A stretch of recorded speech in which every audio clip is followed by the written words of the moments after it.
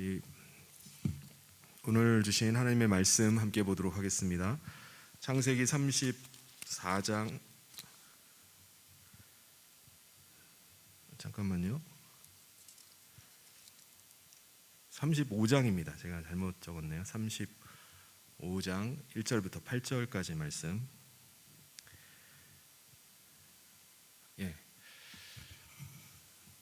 찾으셨으면 우리 같이 교독하도록 하겠습니다. 하나님이 야곱에게 이르시되 일어나 베델로 올라가서 거기 거주하며 내가 내 형 에서의 낯을 피하여 도망하던 때에 내게 나타났던 하나님께 거기서 제단을 쌓으라 하신지라.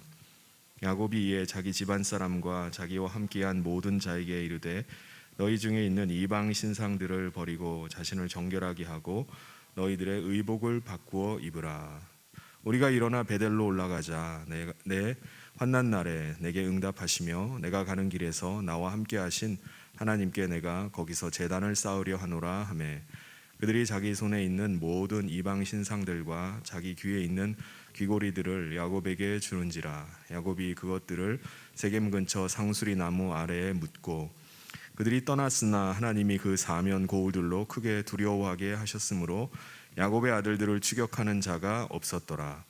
야곱과 그와 함께한 모든 사람이 가나안 땅 루스 곧 베델에 이르고 그가 거기서 제단을 쌓고 그곳을 엘 베델이라 불렀으니 이는 그의 형의 낯을 피할 때 하나님이 거기서 그에게 나타나셨음이더라. 함께 읽겠습니다. 리브가의 유모 드보라가 죽음에 그를 베델 아래에 있는 상수리 나무 밑에 장사하고 그 나무 이름을 알론 바굿이라 불렀더라. 아멘. 요즘 뉴스를 보면은 너무나 황당합니다. 이틀 동안에 100만 명의 코로나 확진자가 나오고 하루에도 사망자가 400명이 넘었다는 그런 뉴스입니다. 이렇게 폭발적으로 확진자들이 늘어나는 걸 보면서 이게 도대체 무슨 일인가 싶습니다.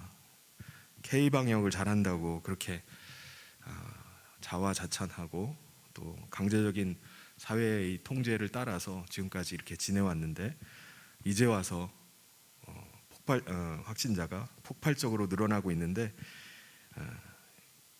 이게 독감보다 못한 거라고 지금은 이제 발표하는 걸 보면서 황당함을 느끼게 됩니다. 우리 성도님들 가운데도 확진이 되어서 또 자가격리하는 분들이 많이 계십니다. 한 주 이상을 또 자가격리하면서 힘든 시간을 보내고 또 격리가 해제된 이후에도 또 후유증이 또 남아서 그것 때문에 고생하는 분들의 소식을 듣게 됩니다. 우리 모든 성도님들 이 어려운 상황 가운데 모든 어려움을 잘 이겨내고 또 하나님께서 우리 성도님들의 건강을 지켜주시기를 바랍니다. 오늘 말씀에도 정말 황당한 일을 당한 사람이 한 사람 나옵니다. 그가 누구죠? 야곱이에요.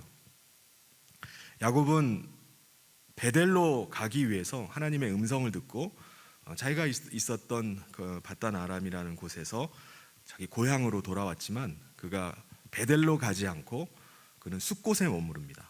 그리고 세겜성 성 밖에 정착을 해서 10년이라는 세월을 보내게 됩니다.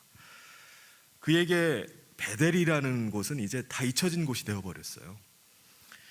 그러다가 딸 디나가 17살이 되었을 때 세겜성의 추장 세겜에게 강간을 당하게 되는 일이 벌어집니다.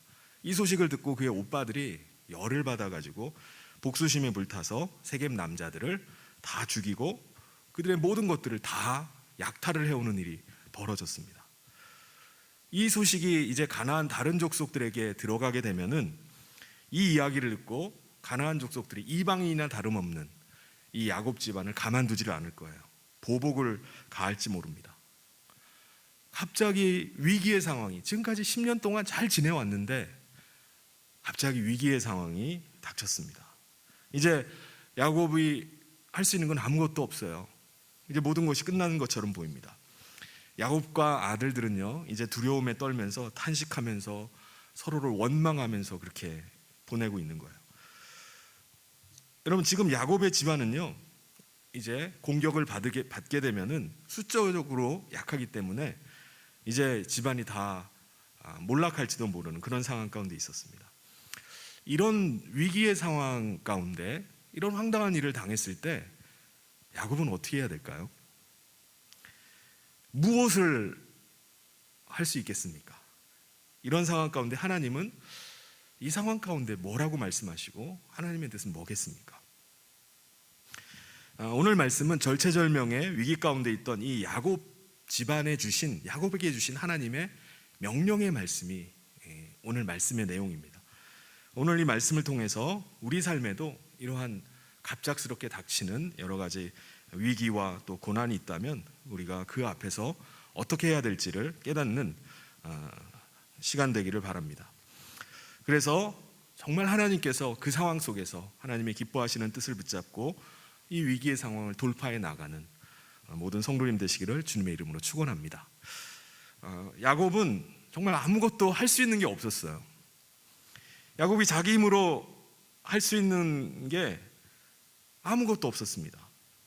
하나님 앞에 기도조차 할 수가 없는 그런 상황 가운데 하나님께서 야곱에게 찾아오십니다. 1절 말씀에 보면은 하나님이 야곱에게 이르시되 일어나 베델로 올라가서 거기 거주하며 내가 내 형 에서의 낯을 피하여 도망하던 때에 내게 나타났던 하나님께 거기서 제단을 쌓으라 하신지라. 여러분, 지난 10년의 시간 동안 야곱은 자기 힘으로 살아왔어요. 자기가 그 가나안 땅에 온 것은 자기 고향이기도 하지만 지금 20년의 세월이 지나는 동안에 자기는 이방인으로 그곳에 오게 된 것입니다.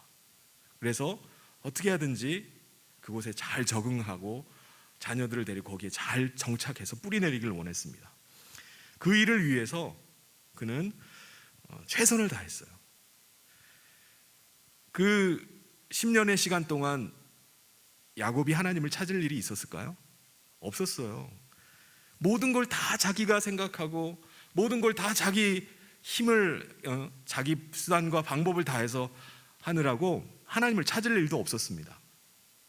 물론 하나님도 잠잠하셨어요. 10년 동안 하나님 아무 말씀도 하지 않으셨습니다. 그런데 지금 야곱이 위기의 상황이 되고 절망의 상황 속에서 아무것도 할 수 없게 됐을 때 잠잠하시던 하나님께서 그에게 오셨고 그에게 말씀을 하시는 겁니다. 그동안 10년이라는 세월 동안에 아무 말씀도 안 하시다가 침묵을 깨고 하나님이 오셔서 말씀을 하시는 거예요. 무슨 말씀을 하시죠? 3가지 말씀을 하십니다. 첫 번째는 일어나라, 두 번째는 베델로 올라가라, 세 번째는 그곳에 단을 쌓으라. 3가지 말씀을 하십니다.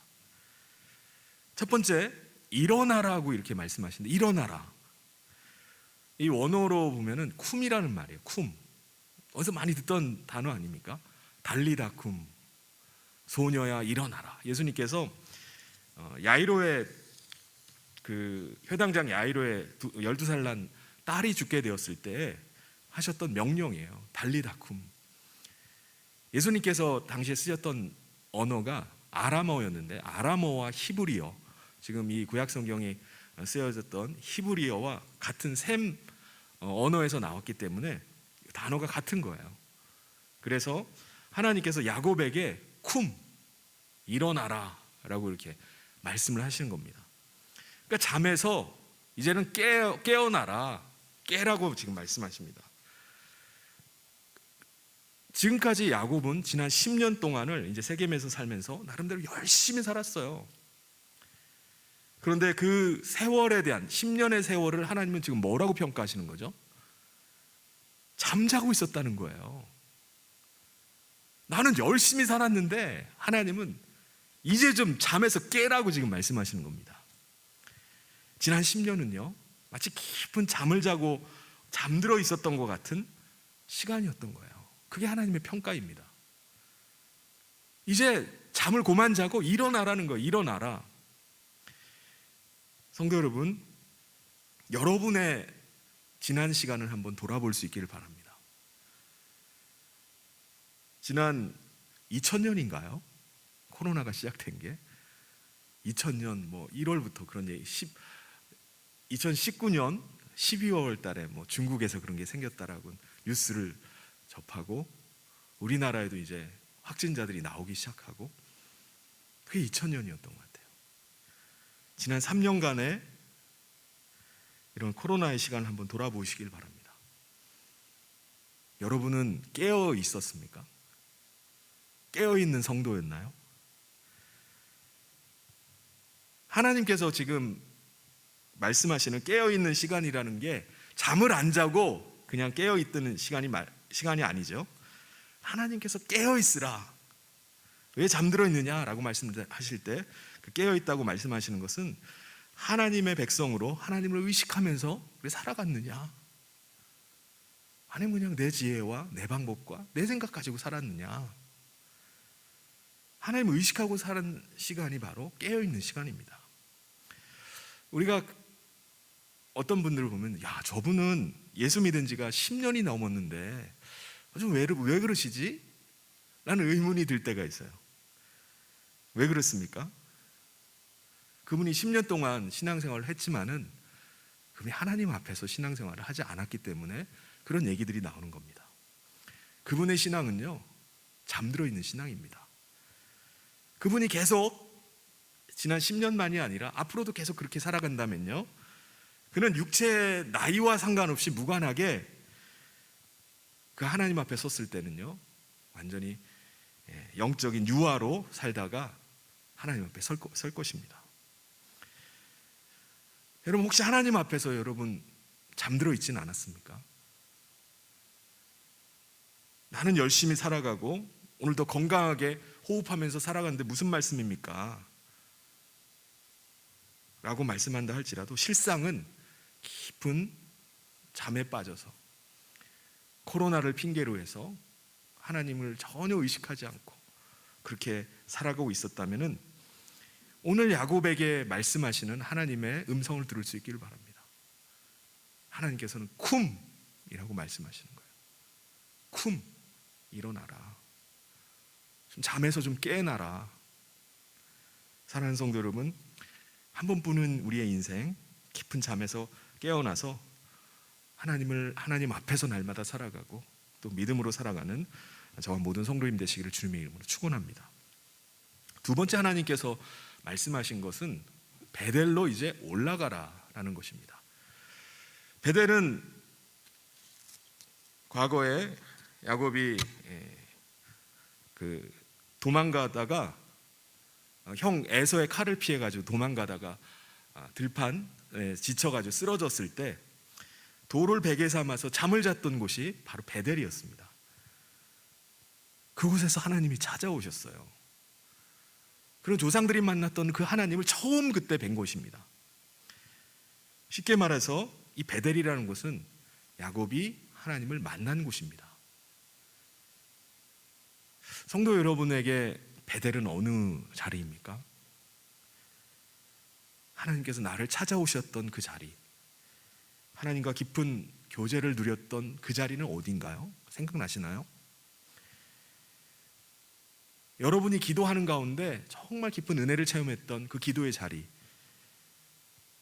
그 기도를 드린 자리는 어딘가요? 말씀이 너무 가슴 깊이 다가와서 가슴에 새겨졌던 특별한 시간이 기억나십니까? 그 시간, 그 자리가 언제였습니까? 죄가 너무 깊이 느껴져서 이것을 하나님 앞에 눈물로 회개하면서 돌이켰던 그 시간이 생각나십니까? 그 자리가 어디인지 아십니까? 여러분이 지금 깊은 침체 가운데 빠져 있다면은, 위기 가운데 빠져 있다면은, 깊은 잠에 빠져 있다면은 하나님께서 우리 가운데 말씀하시는 거예요. 일어나서 다시 그 자리로 가라. 일어나서 다시 그 시간으로 가라고 우리에게 말씀하시는 겁니다. 혹은 어떤 분은 하나님은 어디나 계시지 않나요? 라고 이렇게 반문할지도 모르겠어요. 그렇죠. 하나님은 무소부지하시는 하나님이시죠. 그런데 우리가 성경을 보면은 하나님께서는요, 무소부지하신 하나님이지만은 확연하게 일하시는 장소가 있다는 것을 우리가 알게 됩니다. 하나님의 임재가 없는 곳이 어디 있습니까? 그런데 분명하게 하나님의 임재가 나타났던 곳이 있어요. 시내산에서 하나님의 임재가 나타났습니다. 법궤가 있던 회막 가운데, 성막 가운데 하나님의 임재가 나타났어요. 하나님이 빽빽한 구름 가운데 하나님께서 임재하셨다는 것을 보여주셨습니다. 그러니까 그곳에서 내가 하나님을 경험하고 하나님과 함께하는 시간이 있었다면은 다른 곳에서 하나님을 경험했던 것과 차이가 있는 거죠. 하나님을 만났던 곳이 있다는 거예요. 그것을 기억하고 그곳으로 올라가라는 것입니다. 하나님께서 하나님의 백성인 우리에게도 말씀하십니다. 베델로 모이라 라고 말씀하십니다. 너희도 베델로 올라가라. 잠들어 있었다면은 이제는 그 잠들어 있던 자리를 박차고 일어나서 하나님과의 만남이 있던 그 자리로 다시 나가라는 것입니다. 일상에 함몰되어서 영적으로 깊은 잠에 빠져 있었다면은 지금이라도 일어나서 베델로 가라는 거예요. 코로나를 이유로 해서 지난 2년여, 3년여의 시간 동안 내가 모든 것들을 다 뒤로 하고 내가 깊은 잠에 빠져 있었다면은 이제 자리를 털고 일어나라는 것입니다. 베델로 다시 나가라는 거예요. 여러분이 가야 될 베델은 어디입니까? 잠에서 깨어서 그 자리로 갈 수 있기를 바랍니다. 내가 정말 새벽을 깨우며 하나님과의 은혜의 시간을 가졌는데 그만둔 지가 벌써 시간이 이렇게 흘렀다라고 생각하신다면요, 다시 새벽을 깨울 수 있기를 바랍니다. 말씀을 읽으면서 주님의 음성을 듣고 그 은혜를 누렸는데 그것을 놓쳐버리고 잠들어 있었다면 다시 그 말씀을 읽는 자리로 돌아갈 수 있기를 바랍니다. 세 번째는 단을 쌓으라고 이렇게 말씀하십니다. 문법적으로 단을 쌓다는 이 말이 우리가 읽었던 이 말씀의 1장에서 읽었던 이 말씀의 주동사입니다. 그러니까는 일어나야 되는 것 이유도 바로 단을 쌓기 위해서예요. 베델로 가야 되는 이유도 단을 쌓기 위해서입니다. 단을 쌓는다는 것은요, 구약시대에 단을 쌓는다는 것은 하나님 앞에 제사를 드린다라는 의미입니다. 베델에 가서 하나님 앞에 제사를 드리라.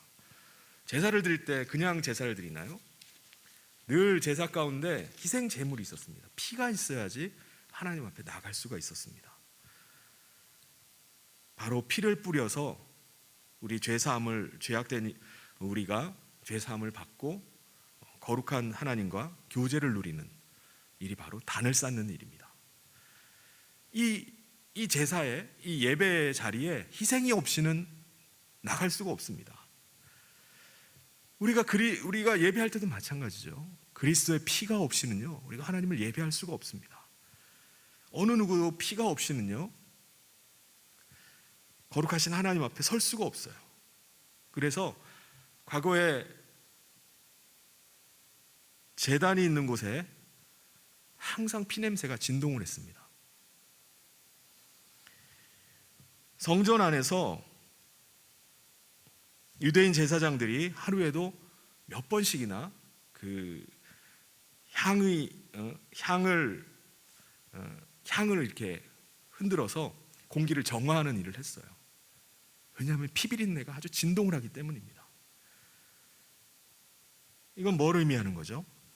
우리가 예배하는 가운데 늘 주님의 보혈이 흘러야 된다는 거예요.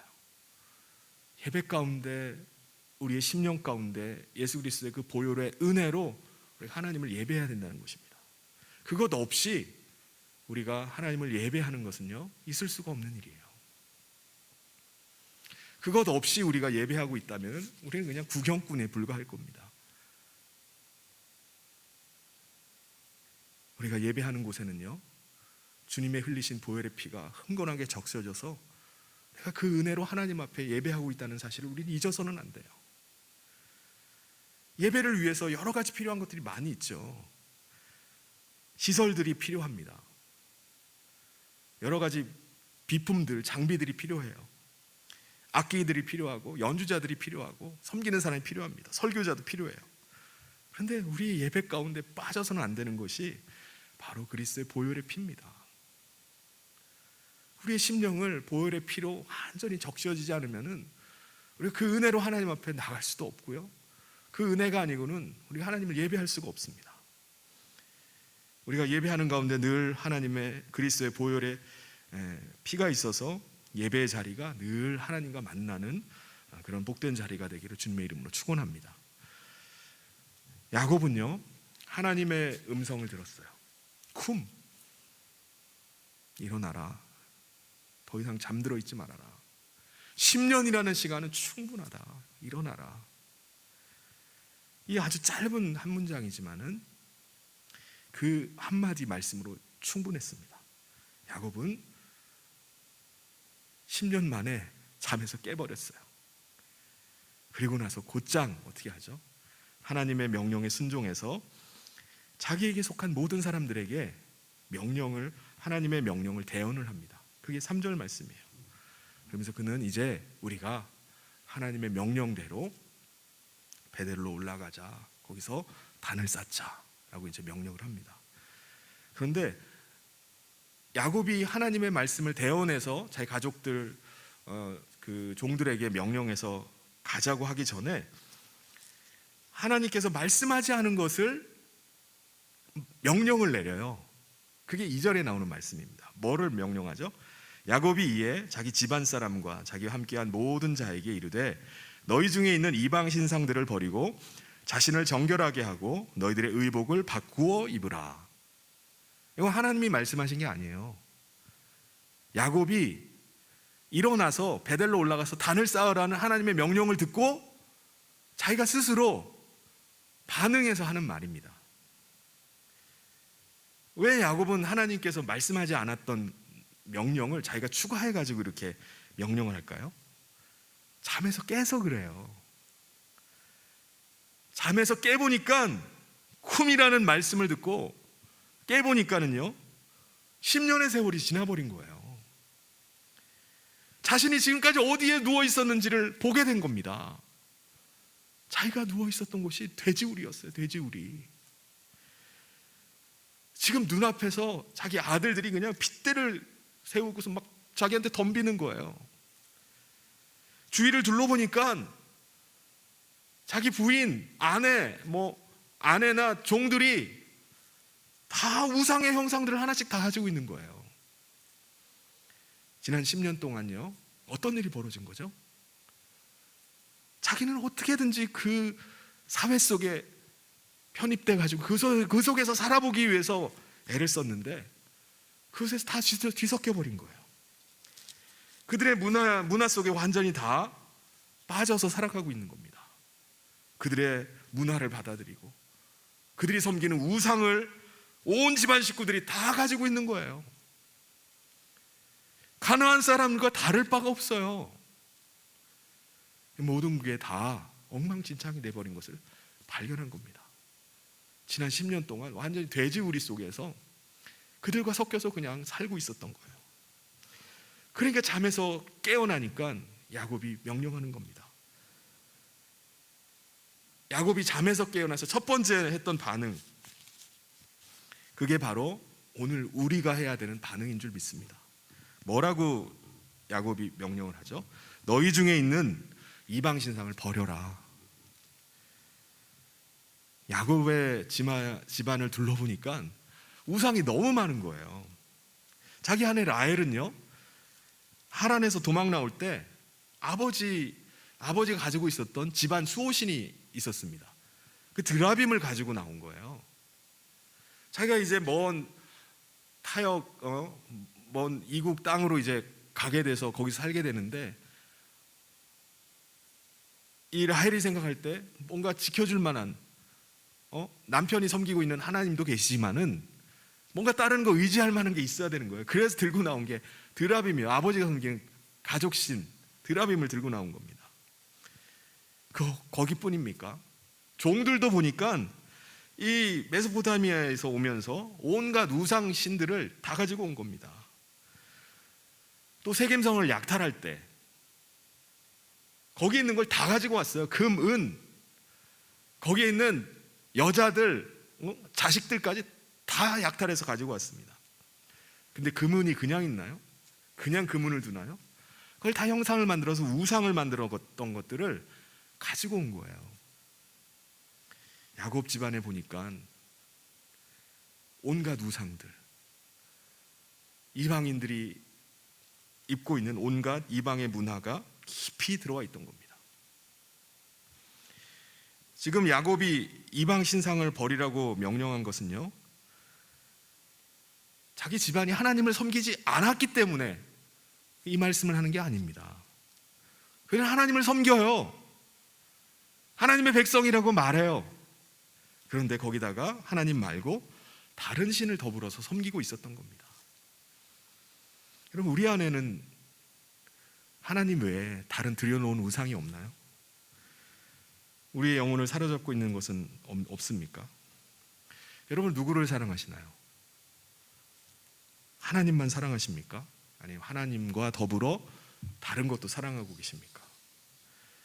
예수님은 하나님을 대적하는 신은 재물이라고 이렇게 만문이라고 이렇게 말씀하셨어요. 그래서 사람이 두 주인을 섬길 수가 없다. 하나님과 재물을 겸하여 섬길 수 없다라고 이렇게 말씀하셨습니다. 여러분, 혹시 우리는 지금 두 주인을 섬기고 있는 것은 아닌지 한번 돌아볼 수 있기를 바랍니다. 나는 분명히 하나님을 섬긴다고 말하면서 다른 주인을 또 하나 섬기고 있는 것은 아닌지. 여러분, 하나님을 섬긴다는 것은요, 결혼 언약 하에 부부가 서로를 사랑하면서 사는 것과 똑같아요. 여러분, 결혼한 부부가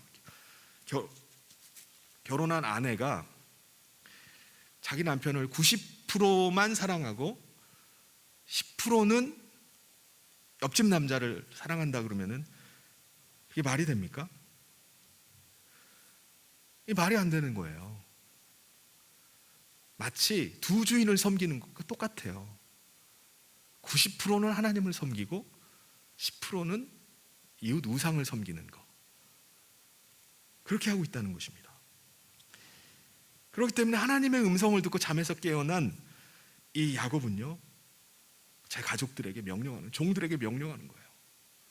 오직 하나님만 섬겨야 된다. 너희들이 가지고 있는 모든 우상들, 이방신상 다 버려라. 우리는 참 주인이신 하나님만 섬겨야 된다. 우리 가운데 스며든 우상이 있다면은 그것을 찾아서 버리자라고 지금 명령하는 겁니다. 오늘 우리 가운데도 우리가 알게 모르게 시간이 지나면서 우리 가운데 스며든 하나님 외에 다른 것들을 우리가 함께 섬기고 있는 곳이 있다면 그것을 찾아서 버릴 수 있기를 바랍니다. 야곱이 두 번째 명령한 것은 자신을 정결하게 하라는 거예요. 정결이라는 이 용어는요, 우리 몸뿐만 아니라 마음을 정결하게 하는 것을 말합니다. 야곱이 잠에서 깨어나 보니까 다들 너무나 더러워진 거예요. 몸도 마음도 그래 씻으라. 더러운 걸 가지고 어떻게 하나님 앞에 나갈 수 있겠습니까? 하나님 거룩하신 분이에요. 거룩하신 하나님 앞에 서기 위해서는 거룩해야 됩니다. 외적인 것뿐만 아니라 우리의 마음까지도 하나님 앞에서 거룩함을 입어야 됩니다. 그래서 우리가 하나님 앞에 내가 서기를 원한다 그러면은 우리는 우리 자신의 몸과 마음을 깨끗하게 해야 됩니다. 그래서 우리가 그리스도의 보혈을 의지해서 우리가 회개하며 죄에서 돌이켜야지 우리가 하나님 앞에 나아갈 수가 있는 겁니다. 야곱이 마지막으로 가족들에게 명령한 것은 옷을 바꿔 입으라는 거예요. 옷 좀 그렇게 입지 말아라. 이 고대 사회에서 의복은요, 신분을 나타냅니다. 사회적인 계급이나 가정 안에서의 위치를 나타내는 것이 옷이에요. 그 사람이 어떤 색깔의 옷을 입었는지, 어떤 의상을 갖췄는지에 따라서 그 사람의 신분이 드러납니다. 지금 야곱은요, 사람들에게 그냥 단순히 입고 있던 옷의 스타일을 바꾸라 뭐 그런 게 아닙니다. 하나님을 만나러 가기 전에 갖춰야 될 삶의 변화를 말하는 거예요. 그게 옷을 바꿔 입으라고 말씀하는 겁니다. 옷이 그 사람의 위치, 그 사람의 그 신분, 이런 모든 것을 드러내는 것처럼 옷을 바꿔 입어서 내가 하나님의 백성인 것을 나타내라는 것입니다. 야곱은 모든 영적인 죄, 도덕적인 죄, 모든 것을 다 끊고 정결하게 하라고 명령한 이 야곱은요, 우리가 거기에 걸맞는, 우리의 신분에 걸맞는 옷을 입자라는 거예요. 그런 태도로 살아가자. 그래서 하나님 앞에 나가자라고 이렇게 말씀하고 있는 것입니다. 새로운 신분에 걸맞는 옷을 바꾸어 입는다는 것은요, 이게 추상적인 의미가 아닙니다.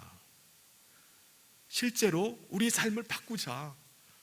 내 신분에 걸맞는 그런 행동, 그런 삶을 살아가자라고 이렇게 가족들에게 말하는 겁니다. 그러니까 다른 변화된 내 신분에 걸맞는 변화된 삶의 모습들을 삶의 현장에서 다른 사람이 볼 수 있게 하자는 거예요. 옷을 갈아입으면 다 알잖아요. 옷이 바뀌었네? 새로 신상 옷을 새로 샀나 보다라고 알듯이 우리의 신분에 걸맞는 옷을 바꿔 입는다는 것은요, 다른 사람들이 다 보고 아는 거예요. 너 뭔가 바뀌었어. 너의 태도들, 말하는 거, 모든 것 다 바뀌었다라고 사람들이 알도록 하자는 겁니다. 야곱의 이 세 가지 명령은요, 이방 신상을 버리고 자신을 정결하게 하고 의복을 바꿔 입어라 라고 하는 것은 한마디로 하면은 회개하자는 거예요. 회개. 하나님보다 내가 더 사랑하는 것이 있다면 버리자. 그것이 재물이 될 수 있고 자식이 될 수 있습니다. 명예가 될 수 있어요. 그런 것들이 뭐 악해서 그런 건가요? 자식이 뭐가 악한가요? 내 하나님이 있어야 될 자리에 그게 있기 때문에 그게 우상이 된다는 것입니다. 우리는 도덕적으로 깨끗해야 돼요. 윤리적으로 마음을 지켜야 됩니다. 우리의 마음과 생각을 허탄하게 하는 것들을 끊어버리고 거기서 벗어나야 돼요. 그리고 그렇게 회개했다면은 그 회개한 결과를 우리가 보여줘야 됩니다. 그런 의미에서 우리 세상 속의 그리스도인은 멀리서도 눈에 띄는 사람이 될 수밖에 없어요. 이 사람은 정말 그리스도인인 것 같아. 조금만 얘기 나눠봐도 이 사람은 믿는 사람 같아. 뭔가 좀 달라. 이 사람은 신뢰가 가. 이 사람 조금만 이야기 나눠봐도 얼마나 정직한지 알겠어. 모든 삶의 영역에서 우리가 어떤 신분의 사람인지를 드러낼 수 있어야 됩니다. 지금까지 위기에 처한 그 야곱의 집안을 회복하기를 원하시는 하나님의 명령을 보았어요. 하나님이 지금 완전히 다 절체절명의 위기에서 무너질 수밖에 없는 이 야곱의 집안을 하나님이 지켜주시고 다시 회복시키길 원하셔서 하나님께서 세 가지를 말씀하신 겁니다. 그리고 그 명령 앞에 야곱이 어떻게 반응했는지를 살펴봤어요. 사랑하는 성도 여러분, 오늘날 우리가 무슨 꿈을 꾸고 있는 것 같은 우리가 삶을 살아갑니다. 이게 꿈인지 생시인지 지금 도대체 우리가 사는 이 세상이 왜 이렇게 됐는지 꿈꾸는 것 같아요. 지난 2년여 3년 동안 정말 이해할 수 없는 일들이 계속해서 일어나고 있습니다. 그런데 이러한 상황 속에서 혹시 우리가 이 코로나를 핑계로 해서 잠들어 있지는 않습니까? 그렇다면은 쿰이라고 말씀하시는 하나님의 음성을 들을 수 있기를 바랍니다. 잠에서 깰 수 있기를 바랍니다. 베델에서 내가 너무 멀리 떨어져 나왔다면은 다시 그 자리로 갈 수 있기를 바랍니다. 은혜 받았던 자리, 회복의 자리를 여러분 다시 발견할 수 있기를 바랍니다. 그리고 그리스도의 피가 있는 예배를 회복할 수 있기를 바랍니다. 내가 지금 예배하는 것이 시간이 남아가지고 그냥 영상으로 그냥 드릴 수 있어서 그냥 이것저것 뒤적거리다가 그냥 예배 드리는 것이 아니라 내가 그리스도의 은혜로 말미암아 그 피로 말미암아 내가 하나님의 자리, 예배의 자리에 나갈 수 있다는 그 감격을 가지고 예배할 수 있기를 바랍니다. 그래서 예배하는 가운데 하나님을 다시 만날 수 있기를 바랍니다. 그리고 야곱이 지금 명령하고 있는 것처럼 하나님 만나기 위해서 우리가 우리 안에 있는 우상을 찾아서 버릴 수 있기를 바랍니다. 마음에 있는 더러운 것들, 우리의 행동들 이런 것들을 버리고 완전히 새로운 우리의 신분에 걸맞는 그런 삶의 변화된 모습들을 다시 회복할 수 있기를 바랍니다. 그래서 우리 가운데 아무리 지금 절체절명의 상황이 있고 아무리 우리 가운데 위기가 닥친다 할지라도 어려움이 끊이지 않는다 할지라도 오히려 우리는 이 시간을 통해서 더 새롭게 되고 더 하나님의 임재를 누리고 또 하나님의 능력 가운데 서가는 우리 하나님의 백성들 되기를 주님의 이름으로 축원합니다. 같이 기도하겠습니다. 하나님 아버지,